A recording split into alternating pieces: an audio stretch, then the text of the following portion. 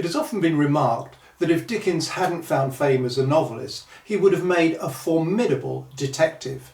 His quick and meticulously observant eye, his excellent memory, his deductive intelligence, and his undoubted abilities as an actor and mimic would all have matched perfectly with the skill set required by a mid-19th century plainclothes investigator. Indeed, Dickens is cast in precisely that role in an ongoing series of neo-Victorian detective novels by J.C. Briggs.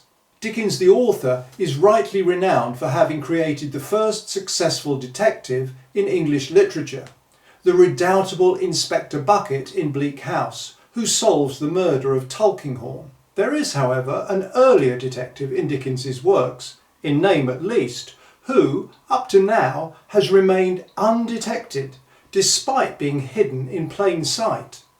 Before I apply my own literary detective skills to unravelling that particular mystery, I'd like to return to the subject of my earlier video on Dickens's favourite book and the favourite child of his fancy, David Copperfield. In many ways, that novel constituted a radical departure for Dickens, being the first of just two novels written in the first person, the other being Great Expectations, and incorporating, as it does, a considerable amount of autobiographical material in fictional form.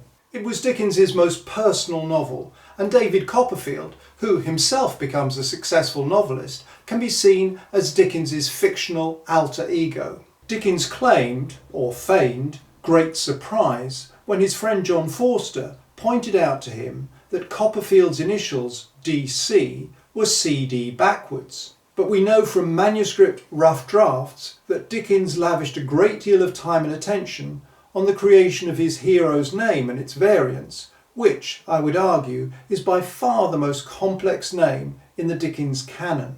In this talk, I'll be exploring just one reading each of the forename David and the surname Copperfield, which have not received much, if any, critical attention. So before anyone complains that there are other significations and associations, as a literary onomastician, I'm well aware of that. I know. I know. Oh, I know. David is, of course, a popular name with a very long history, dating back to the Old Testament figure who, as a shepherd boy, slew Goliath and rose to become the king of the Jewish people. The study of name origins was already a popular scholarly activity in the 19th century, and Dickens would undoubtedly have been aware that the Hebrew roots of the name David give it the meaning of beloved. If we turn to the New Testament, in the King James Version of the Bible, which Dickens knew very well, we find that the opening words of the very first book, St. Matthew's Gospel, read as follows: "The book of the generation of Jesus Christ, the son of David, the son of Abraham." Although 14 generations separate David from Jesus, the lineage is made clear, as is the centrality of David to the story of Jesus. Now turning the page to chapter 3 of St. Matthew, immediately after John baptizes Jesus, God intervenes directly in human affairs as a voice from heaven saying, "This is my beloved Son, in whom I am well pleased." Let's not forget that baptism is traditionally associated with an act of naming, and that Dickens was writing his story of the life and teachings of Jesus, the life of our Lord, at precisely the same time as he was working on David Copperfield. While I would stop short of seeing David Copperfield as a Christ figure, the parallels are clear. David, the beloved, was Dickens's favourite child, and Jesus is explicitly referred to as God's beloved son, as well as being the son of David. And as an author, Dickens was truly the god of his fictional creation, celebrated each summer in California at the Dickens universe. Turning to the character's surname, it's important to realise that Copperfield, like Chuzzlewit and Scrooge, was not a name which Dickens found ready-made, but one which he had to make up. David Copperfield seems so realistic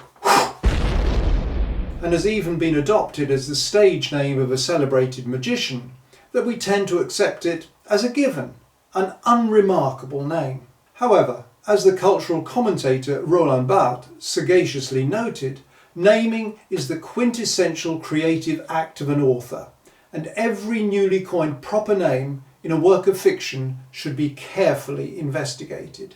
So, Copperfield.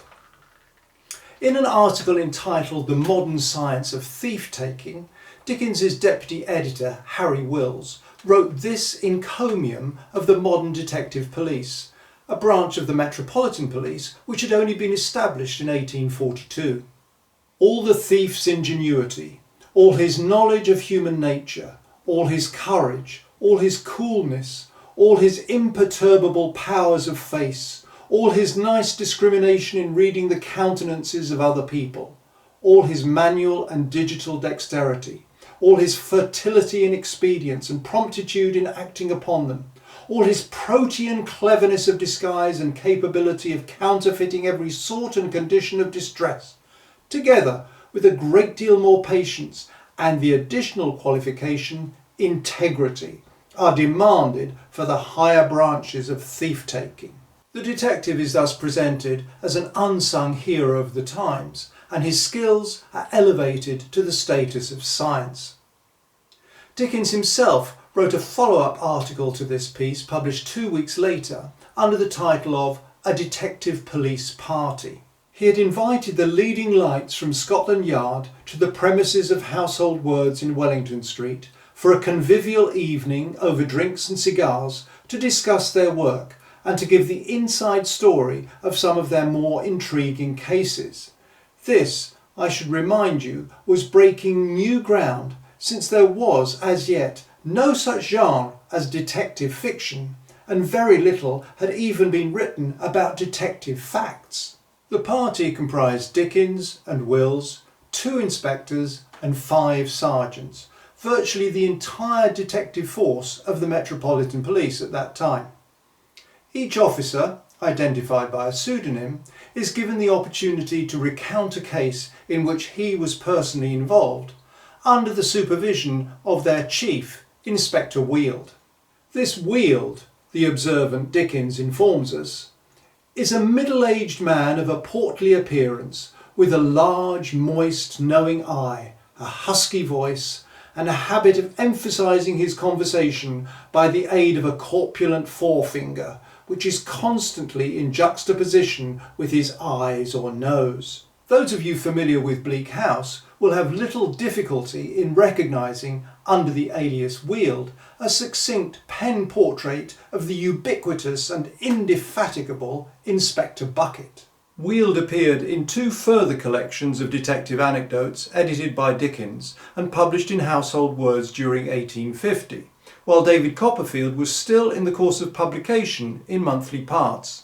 It was only after Copperfield was concluded in November 1850 that Dickens revealed the true identity of his informant and model in a celebrated article from June 1851. On duty with Inspector Field. It's long been known that Field was the model for Bucket in Dickens's next novel, but little, if any, consideration has been given to the idea that, before his name was known by the public at large, Dickens borrowed it and made use of it for the hero of his 1850 novel, David Copperfield. Field was born as the son of a publican in 1805 and, like Dickens, wanted in his youth to become an actor. At the age of 24, however, he joined the newly established Metropolitan Police Force as a sergeant, transferring to the Detective Police in 1846, where he rose rapidly to the rank of inspector, and retired as their chief in 1852, after which time he worked as a private investigator. Dickens greatly admired Field, even employing him in a private capacity in 1851 as a kind of security guard for performances of a play by his friend Lytton in which Dickens was appearing, and contributing the huge sum of £300 from his personal finances on Field's retirement from the force. And if we consider Inspector Field as another Dickens' alter ego, it should come as no surprise to learn that his first name was also Charles. The final piece of the puzzle is, of course, Copper, Many of you will, I'm sure, have already realised that copper is a slang term for a policeman, nowadays often abbreviated to cop. But the question is, where does this term originate from and when did it gain currency? The Metropolitan Police was established in 1829 by then Home Secretary Sir Robert Peel, from whose name two other slang designations of the police were derived, bobbies and peelers. And by the way, their predecessors, the Bow Street Runners, were established by the novelist and Chief Magistrate of London, Henry Fielding, in 1749. Dickens's favourite novel, and perhaps the closest equivalent to David Copperfield in 18th century literature, was Fielding's Tom Jones. And in January 1849, just as Dickens began work on David Copperfield, he named his newborn son Henry Fielding Dickens, the most successful of Dickens's children, who would go on to become a barrister and upholder of the law. But back to copper. This slang term comes from the verb to cop, with the meaning of catch, which is what the police aim to do, catching criminals. And this sense still survives in the cliched expression, "it's a fair cop," allegedly uttered by acquiescent miscreants when caught red-handed. Right, remove the supports.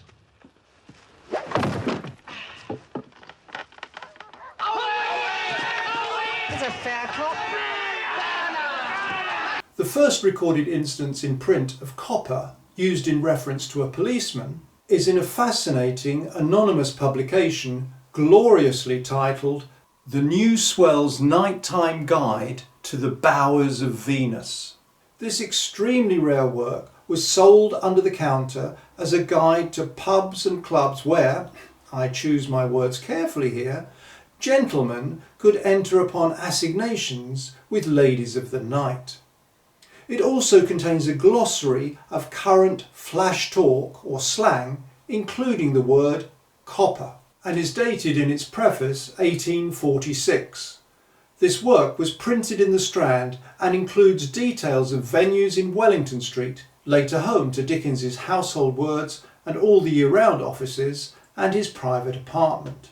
Dickens's familiarity with nighttime London, the seamier side of life, police business in general, and the contemporary trends in language make it highly likely that the author would have either perused the Swell's Nighttime Guide himself or simply picked up the latest sense of copper from his various dealings in the metropolis. Well, that's my detective work done for the day.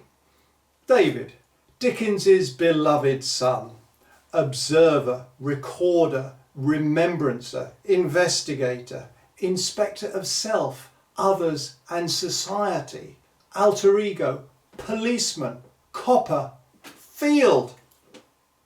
What's in a name? More than meets the eye, I think you'll agree. Evening all. Good evening, all.